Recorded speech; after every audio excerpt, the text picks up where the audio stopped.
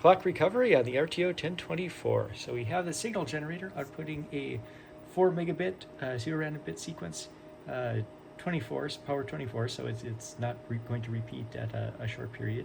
Yeah, no offset, low amplitude. We're feeding that to channel 2 of the oscilloscope. So now let's go over the setup. So let's turn off channel 1, turn on channel 2, bring the trigger over to channel 2, gain it up.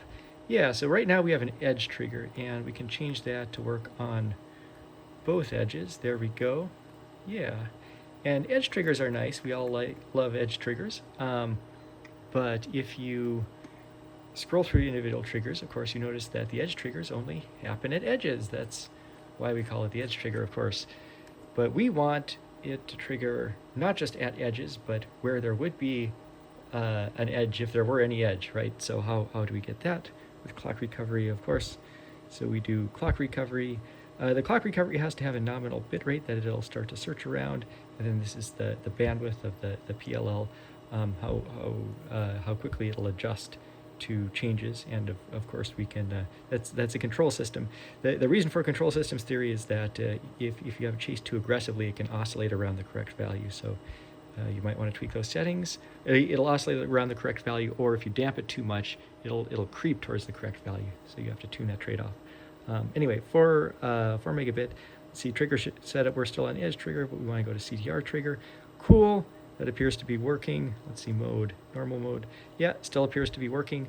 But is it really different from edge trigger? Well, let's go into history mode and see. Yeah, so often we do trigger on edges. But sometimes we trigger where an edge would be if there were any edge. Cool. So it's locked. And let's see if we play with the threshold. Oh, we see it goes unlocked. And then of course the scope drifts a little bit with respect to the signal generator, because I've removed the 10 megahertz that normally couples them and puts them perfectly in phase with one another. Cool. So now we're in lock. Let's bring that up on a math channel. This is the thing to duplicate on independent analysis in the future, of course. We'll want to do in NumPy. All right, clock and data recovery, enable it. There we go. Let's organize it, and there it is. And now go into history mode.